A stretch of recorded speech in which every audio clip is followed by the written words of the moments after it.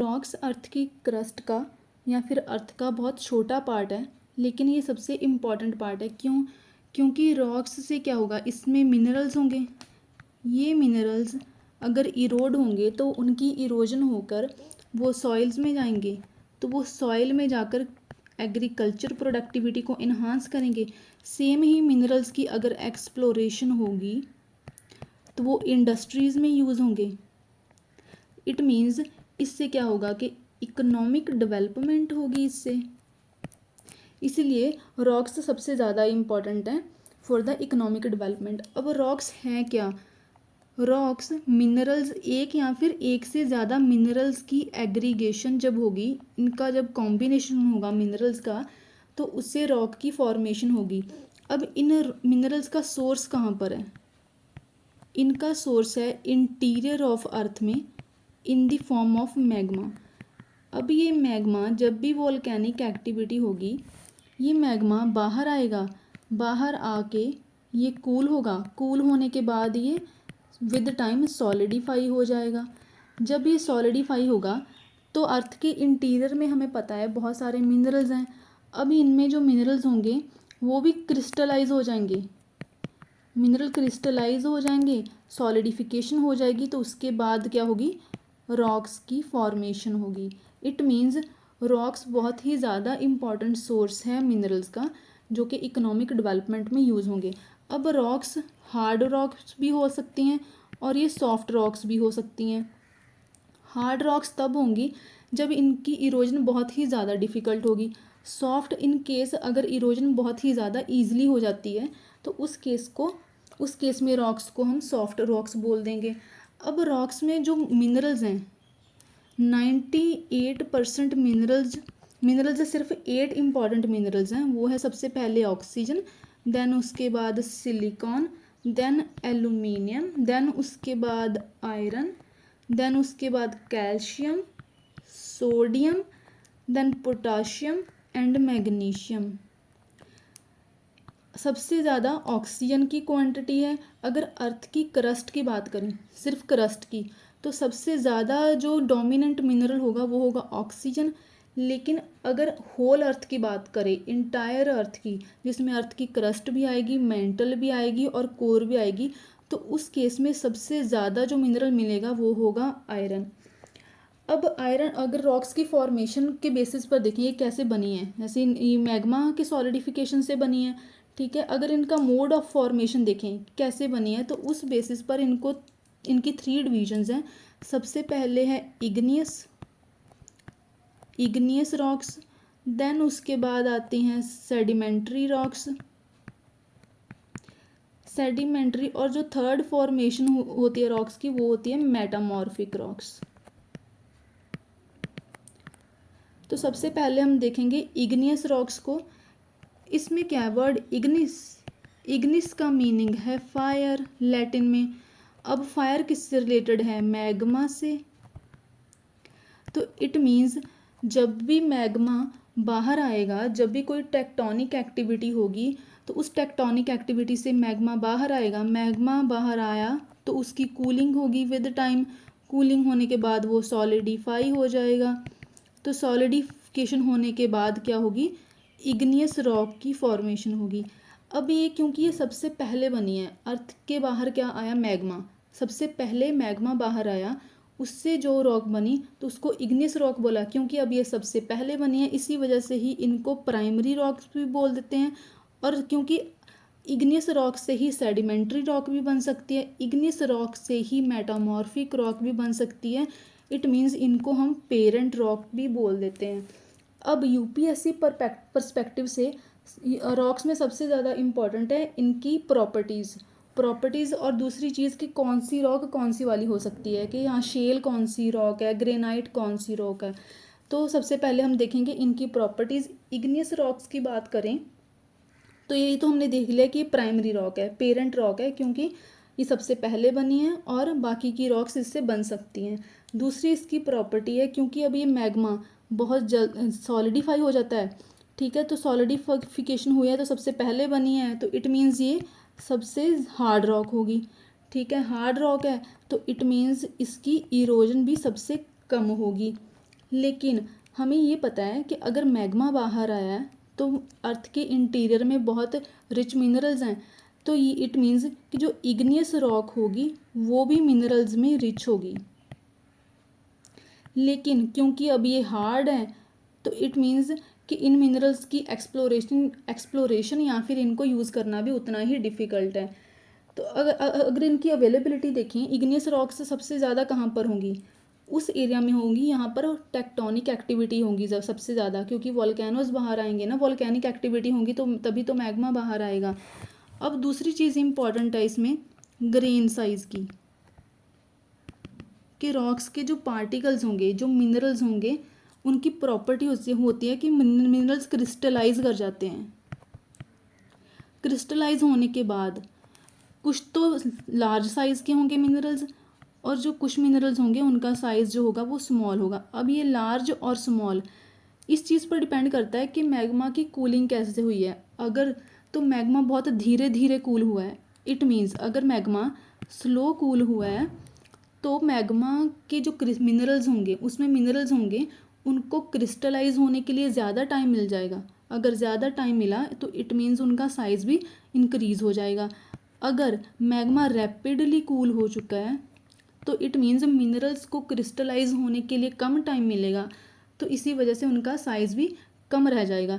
अब क्योंकि इसमें मिनरल्स क्रिस्टलाइज हो रहे हैं, इसी वजह से ही इग्नियस रॉक्स को क्रिस्टलाइज रॉक्स भी बोल देते हैं, क्रिस्टलाइन रॉक्स, सॉरी। ठीक है, अब हमें ये पता है कि इग्नियस रॉक्स की फॉर्मेशन कैसे हुई है, मैग्मा से। अब मैग्मा में तो टेम्परेचर बहुत ज़्यादा हाई होगा, इट मीन्स कि वहाँ पर कोई इग्नियस रॉक्स में कोई हमें फॉसिल्स मिलेंगे नहीं, तो हमें कोई भी फॉसिल्स इग्नियस रॉक्स में नहीं मिलेंगे। अगर हमें फॉसिल्स नहीं मिलेंगे तो इट मीन्स हमें कोई भी पेट्रोलियम या फिर कोल रिजर्व्स भी नहीं मिलेंगे, क्योंकि ये पेट्रोलियम और कोल रिजर्व्स तो उसी जगह पर मिलते हैं ना जिस जगह पर फॉसिल्स बेरी होंगे, पहले उनके ऊपर प्रेशर और टेम्परेचर काम करेगा, तो विद टाइम फिर आगे वो पेट्रोलियम और कोल रिजर्व्स में कन्वर्ट होंगे। अब यहाँ पर टेम्परेचर ही इतना ज़्यादा है तो जिसकी वजह से फॉसिल्स बच ही नहीं पाते हैं। अब ये इग्नियस रॉक्स भी फर्दर दो टाइप्स में डिवाइड हो सकती हैं, इंट्रूसिव इग्नियस रॉक्स एंड इसकी सेकेंड टाइप है extrusive igneous rocks. Intrusive igneous rocks में क्या होगा, इसमें ग्रेनाइट रॉक इसकी एग्जांपल है। सबसे पहले तो इसमें क्या होगा कि मैग्मा अंदर ही कूल हो जाएगा, मैग्मा अर्थ की क्रस्ट के अंदर ही कूल हो जाएगा, तो उस केस में जो भी बनेगी रॉक उसको igneous rocks intrusive igneous rock बोल देंगे। अब ये इंट्रूसिव इग्नियस रॉक्स भी फर्दर दो टाइप्स में डिवाइडेड है। सबसे पहले तो प्लूटोनिक, देन उसके बाद आती है हाइपाबेसल। प्लूटोनिक, अगर तो मैग्मा बहुत ही ज़्यादा डीप डेप्थ में जाकर ही सॉलिडिफाई और कूल हो रहा है तो उस केस को हम बोल देंगे प्लूटोनिक इंट्रूसिव इग्नियस रॉक। अगर मैग्मा थोड़ी इंटरमीडिएट या फिर क्रस्ट के आसपास ही कहीं सॉलिडिफाई हो रहा है तो उस केस को हम बोल देंगे हाइपाबेसल इंट्रूसिव इग्नियस रॉक।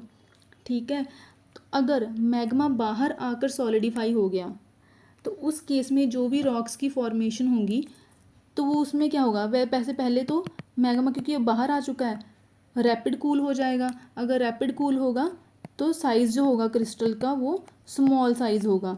इस केस में क्योंकि वो बाहर आ चुका है, बाहर आकर सॉलिडिफाई हुआ है, तो इसको हम एक्सट्रूसिव इग्नियस रॉक बोल देंगे। अब इनकी एग्जांपल देखें तो पहले तो सबसे ज़्यादा बिलो कौन सी होगी, प्लूटोनिक, सबसे ज़्यादा डेप्थ इसी की होगी। देन उसके बाद आएगी हाइपाबेसल, ये तो होगी igneous intrusive igneous rock. Then उसके बाद सबसे ऊपर सरफेस पर आएगी extrusive igneous rock. Extrusive igneous rock की एग्जांपल है बसाल्ट रॉक। जो जितनी भी बसाल्ट रॉक होंगी वो एक्सट्रूसिव इग्नियस रॉक्स होंगी, और इसकी बेस्ट एग्जांपल है हमारे इंडिया में डेक्कन ट्रैप्स। जो हाइपाबेसल है उसकी एग्जांपल है गैब्रो, और जो प्लूटोनिक इंट्रूसिव इग्नियस रॉक है इसकी एग्जांपल है ग्रेनाइट। मूव करेंगे सेडिमेंट्री रॉक पर। सेकंड टाइप है सेडिमेंट्री।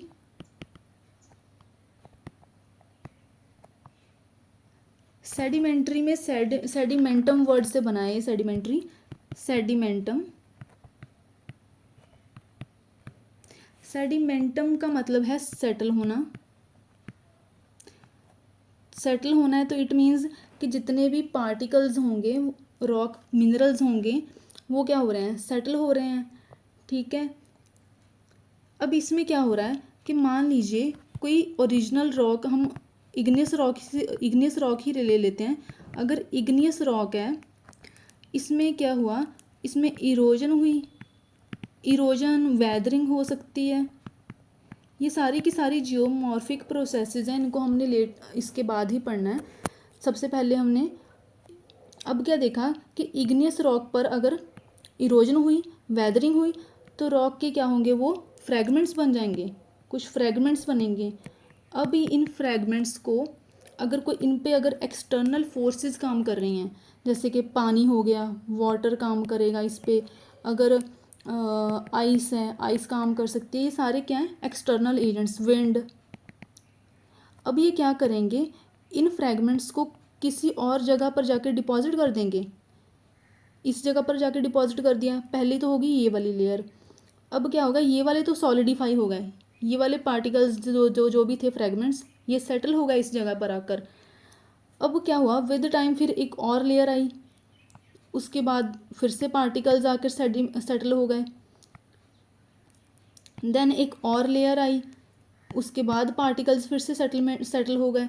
इसका मतलब क्या हो रहा है कि जितने भी रॉक के फ्रैगमेंट्स हैं, वो विद द टाइम अगर एजेंट्स से फ्लो होकर आ रहे हैं, सेटल हो रहे हैं, तो उसकी एक डिफरेंट लेयर्स बन रही हैं। इसी वजह से ही सेडिमेंट्री रॉक्स जो हैं उनको बोल देते हैं कि वो स्ट्रेटस फॉर्म में होती हैं। स्ट्रेटस का मीनिंग ही लेयर्स हैं। अब ये क्योंकि इनके लेयर्स हैं, इनकी स्ट्रेटस हैं, इट मीन्स कि इनमें जॉइंट्स होंगे। अब अगर किसी भी रॉक में जॉइंट है तो इट मीन्स उस रॉक की इरोजन ईजिली हो जाएगी, तो इट मीन्स ये सॉफ्ट रॉक्स होंगी। सॉफ्ट रॉक होने के साथ साथ इनकी इरोजन भी जल्दी हो जाएगी। ठीक है। उसके बाद इसमें एक लिथिफिकेशन प्रोसेस दी हुई है एनसीईआरटी में। लिथिफिकेशन सिंपल है कि जो रॉक के फ्रैगमेंट्स हैं, अगर ये एक रॉक है, इनकी इरोजन हुई, इरोजन होने से रॉक फ्रैगमेंट्स बने, ये सेडिमेंट्स बन गए। अब ये सेडिमेंट्स कॉम्पैक्ट होंगे, साथ साथ में आएंगे। ये सेडिमेंट्स कॉम्पैक्ट होंगे, उनकी कॉम्पैक्शन होने से ही जो रॉक बनेगी, सेडिमेंट्री रॉक बनेगी। इस पूरी की पूरी प्रोसेस को ही लिथिफिकेशन बोल देते हैं। अब सेडिमेंट्री रॉक्स भी फर्दर अलग अलग टाइप्स की हो सकती हैं। जैसे पहली हो सकती है कि मैकेनिकली बनी हो सकती है सेडिमेंट्री रॉक्स, मैकेनिकली या फिर फिजिकली फॉर्म्ड हो सकती है। अगर कोई सेडिमेंट्री रॉक फिजिकली फॉर्म्ड है, मान लीजिए ये कोई रॉक है, इसके फ्रैगमेंट्स हुए किसी इरोजन की वजह से, अब ये कहीं और जाकर डिपॉजिट हो गए, सिंपल इतना ही काम हुआ। तो उस केस में क्योंकि ये एक फिजिकल या फिर एक्सटर्नल फोर्स लगा है, विंड या फिर रेन वाटर की वजह से ये कहीं और जाकर डिपॉजिट हो गए, सिंपल इनकी मूवमेंट ही हुई है। तो उस केस में जो भी सेडिमेंट्री रॉक बनेगी तो उसको हम फिजिकल या फिर मैकेनिकली फॉर्म्ड रॉक बोल देंगे। इसको क्लास्टिक रॉक्स भी बोलते हैं। ठीक है। और इनकी बेस्ट एग्जांपल है, अब यूपीएससी पर्सपेक्टिव से ये एग्जांपल्स ही इंपॉर्टेंट है। सबसे पहले तो सैंडस्टोन, देन उसके बाद क्ले, शेल एक रॉक होती है जिससे आगे शेल गैस मिलती है, और लोइस। ये सारी की सारी जितनी भी हैं ये सारी मैकेनिकली फॉर्म्ड रॉक्स हैं। देन उसके बाद सेकंड सेडिमेंट्री रॉक आती है जो कि केमिकली फॉर्म हो सकती है। केमिकली फॉर्म होने का मतलब है कि मिनरल्स की डिकम्पोजिशन हो रही है। अब इसमें सबसे ज़्यादा इन्वॉल्वमेंट होगी वाटर की। मान लीजिए एक लाइमस्टोन रॉक है। लाइमस्टोन में हमें पता है कि इसमें कैल्शियम वगैरह ये सब सारे मिनरल्स होते हैं, तो ये पानी में ईजिली डिज़ोल्व हो जाती है। जब भी रेन वाटर आएगा, अगर रेन वाटर हुआ तो वो क्या करेगा, इसके मिनरल्स को डिज़ोल्व कर लेगा। मिनरल्स डिज़ोल्व करके कुछ अगर वेदरिंग एजेंट सब काम करेंगे, इरोजनल एजेंट्स काम करेंगे, तो वो क्या करेंगे, इनको कहीं और जाके डिपॉजिट कर देंगे। तो इस केस में जो भी रॉक विद द टाइम ये फर्दर कॉम्पैक्ट हो जाएंगे, इनकी कॉम्पैक्शन होगी, इट मीन्स कि लिथिफिकेशन हुई, तो ये क्या बन जाएंगी, केमिकली फॉर्म्ड सेडिमेंट्री रॉक बन जाएंगी। इसमें क्या है कि सिंपल पानी की वजह से जो मिनरल्स होंगे रॉक के वो डिज़ोल्व होके मूव हो जाएंगे और कहीं और जाके डिपॉजिट हो जाएंगे। थर्ड केस कैसे बन सकता है कि सेडिमेंट्री रॉक्स ऑर्गेनिकली भी बन सकते हैं। ऑर्गेनिकली मतलब कि या तो उनकी फिजिकल डिसइंटीग्रेशन होगी या फिर उनकी केमिकल डिकम्पोजिशन भी हो सकती है, ठीक है। लेकिन इन दोनों ही केसेस में प्लांट्स और एनिमल्स इन्वॉल्व होंगे। टाइप आती है रॉक्स की, वो है मेटामॉर्फिक रॉक्स। थर्ड टाइप है मेटामॉर्फिक रॉक्स। मेटामॉर्फिक, अच्छा एक चीज़ इसमें रह गई है, केमिकली फॉर्मेशन में। केमिकली फॉर्मेशन कैसे हो सकती है, कार्बोनेशन से हो सकती है, सॉल्यूशन से भी हो सकती है और ऑक्सीडेशन से भी हो सकती है। अगर सॉल्यूशन की बात करें तो सिंपल मिनरल्स पानी में डिज़ोल्व हो रहे हैं, तो उस केस में क्या होगा, सॉल्यूशन होगा। अगर हम कार्बोनेशन की बात करें तो कार्बोनेशन में क्या होगा, कार्बोनेशन उन मिनरल्स में या फिर उन रॉक्स में सबसे ज़्यादा होगी जिसमें जो कैल्शियम रिच होगी। इसमें किस केस में क्या होता है कि कार्बन डाइऑक्साइड एटमॉस्फेयर में कुछ कार्बन डाइऑक्साइड है, अब वो क्या करती है कि पानी से रिएक्ट करके एक वीक एसिड कार्बोनिक एसिड बनाती है।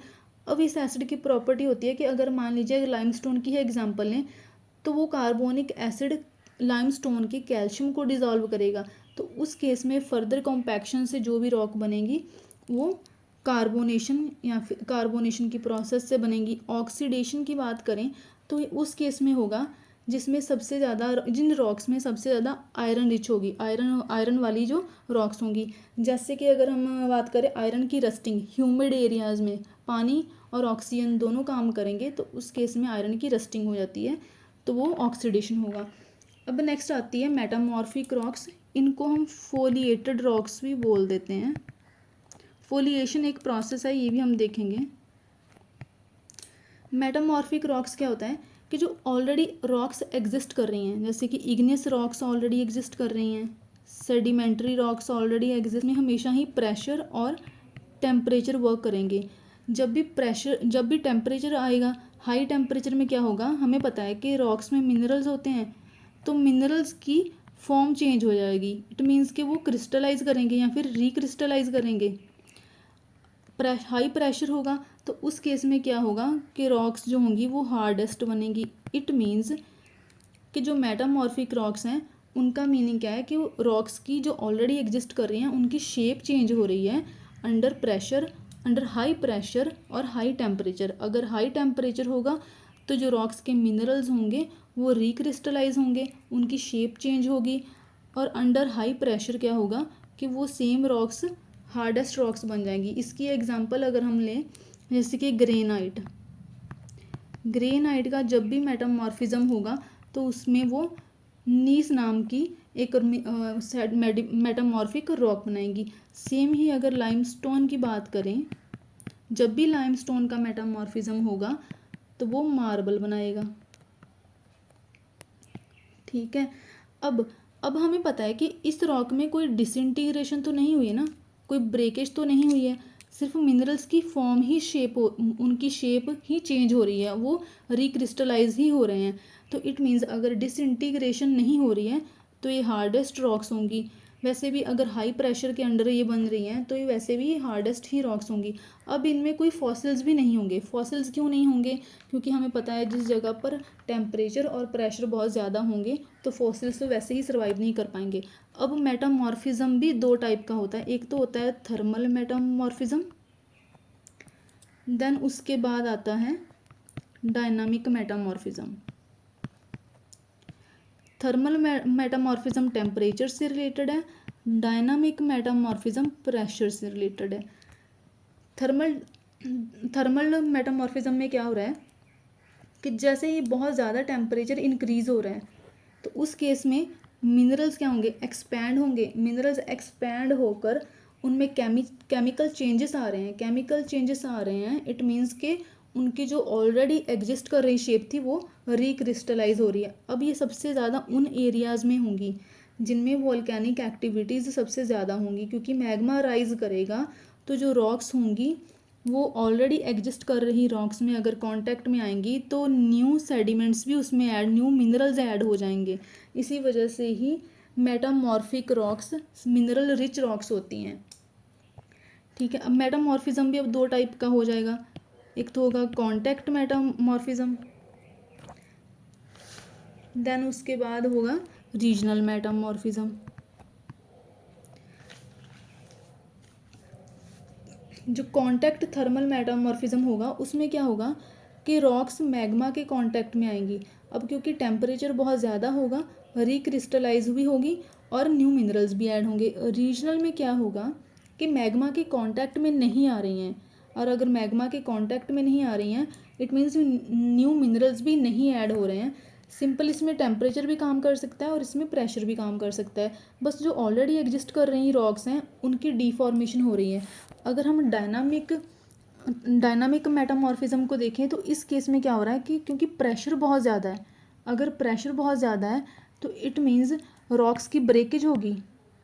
अगर रॉक्स की ब्रेकेज हो रही है तो इट मीन्स उनकी मैकेनिकल डिसरप्शन हो रही है, वो मैकेनिकली चेंज हो रहे हैं। उनके मिनरल्स की कोई केमिकल डिफॉर्मेशन नहीं हो रही है, केमिकल रिक्रिस्टलाइजेशन नहीं हो रही है, इसमें बस मिनरल की रीऑर्गेनाइजेशन हो रही है। मिनरल की रीऑर्गेनाइजेशन से जो भी प्रोसेस, जो भी रॉक्स बनेगी वो थ्रू डायनामिक मेटामॉर्फिज्म होगी, क्योंकि under high pressure rocks break करके, करस्ट करके मिनरल्स को रीऑर्गेनाइज कर रही हैं। अब कुछ इंपॉर्टेंट एग्जांपल्स हैं मेटामॉर्फिक रॉक्स की। सबसे पहला अगर देखें लाइमस्टोन, ये एग्जाम पर्सपेक्टिव से बहुत ज़्यादा इंपॉर्टेंट है। अगर लाइमस्टोन पर हाई टेम्परेचर वर्क करेगा तो वो मार्बल में चेंज हो जाएगा। ठीक है, सेम अगर हम कोल को देखें, कोल के ऊपर अगर प्रेशर बहुत ज़्यादा हाई प्रेशर या फिर हाई टेम्परेचर वर्क कर रहा है तो उस केस में वो डायमंड में मेटामॉर्फिज हो जाएगा। फर्दर डायमंड का अगर मेटामॉर्फिज्म होगा तो वो ग्रेफाइट में चेंज हो जाएगा। और एग्जांपल है इसकी ग्रेनाइट की। ग्रेनाइट अगर अंडर हाई प्रेशर होगा तो वो नीस में चेंज हो जाएगा। सेम अगर क्ले और शेल की बात करें, अंडर हाई प्रेशर होंगे वो, अगर तो हाई प्रेशर होगा तो वो शिस्ट में चेंज हो जाएगा। ये भी एक मेटामॉर्फिक रॉक ही है, लेकिन अगर हाई टेम्परेचर होगा तो उस केस में ये फिलाइट में चेंज हो जाएंगी। दूसरी एग्जांपल, एक और एग्जांपल है सैंडस्टोन की।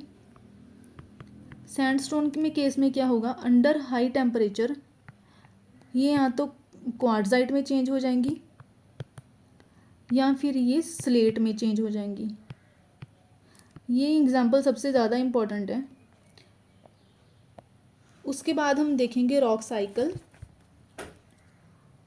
रॉक साइकिल का मीनिंग है कि कोई भी जो रॉक बनी हुई है वो कभी अपनी ओरिजिनल फॉर्म में नहीं रहेगी, हमेशा उसकी ट्रांसफॉर्मेशन होती रहेगी। ये एक कॉन्टीन्यूस प्रोसेस है जो कि हमेशा चलती रहेगी।